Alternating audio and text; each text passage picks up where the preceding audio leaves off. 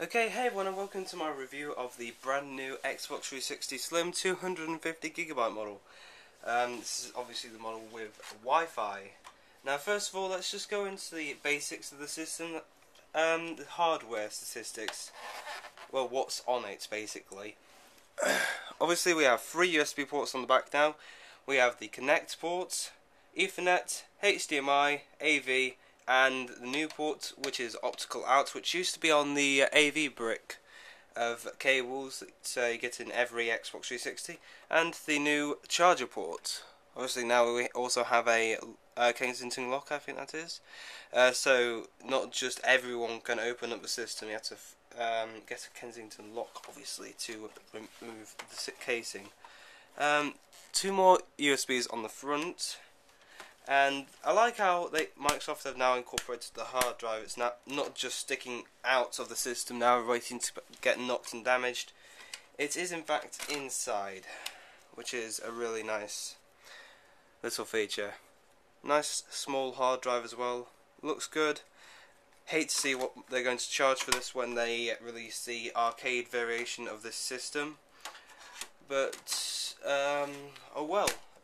We'll have to see, eh?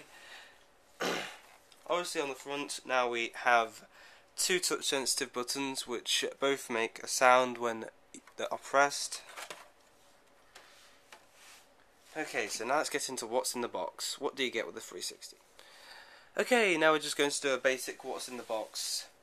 Okay, so first off we have the new controller, which has, for most of you will just say, oh, it's got a new Chrome Xbox Sky button, but the D-pad in this one is actually usable, unlike the other variations of the controller.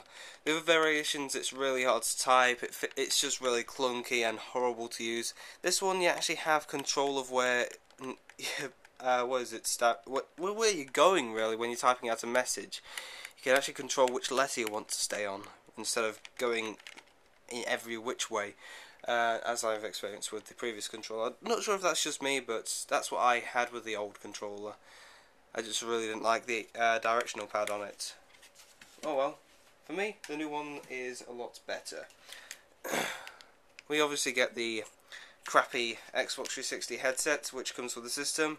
It's bound to break within 2 weeks, so don't get excited about it. It's better off going to buy a third party headsets for about £20 or $30 if you're from England or the US. Don't know what that is in euro. So yeah, it's not bad, I guess, if you don't mind getting a headache. Well, it gives me a headache when I'm using it, trying to understand people. But I can't bother to spend the money and get a a headset, a third party one. So yeah, see if we can get one on review, eh?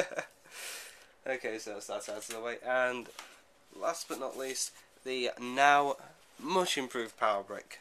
It's a lot smaller, as you can probably tell. Well, not a ton smaller, but it's smaller nonetheless. It doesn't take up as much space. It's just generally nice to look at because of the colour. As well, it doesn't have those gashes in it all over either. It generally feels better quality as well.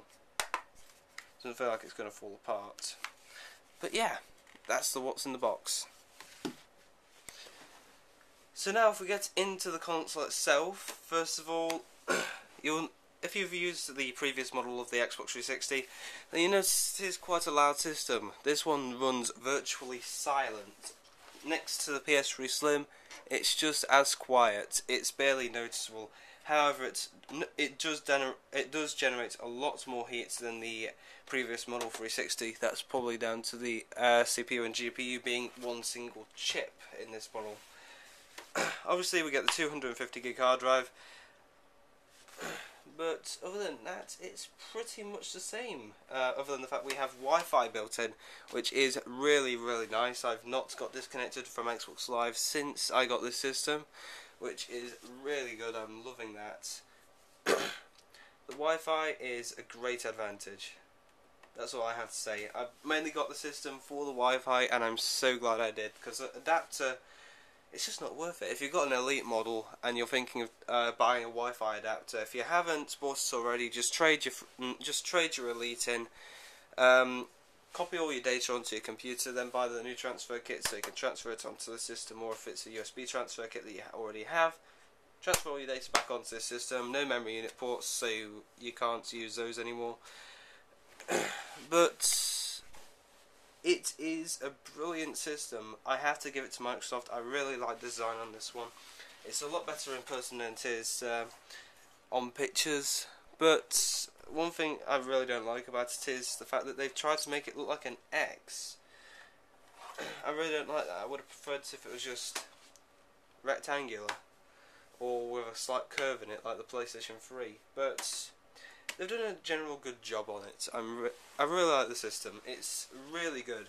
As I said, if you have a 360 Elite and you haven't bought the Wi-Fi adapter yet for it, but you still want Wi-Fi, take your Elite in. This costs 80 quid on top of the Elite, so you're paying like 10 quid extra that on top of the Wi-Fi adapter. If you're trading in the 250GB Elite, then you get 140 or 150 for it, which means this system will only cost 50 quid.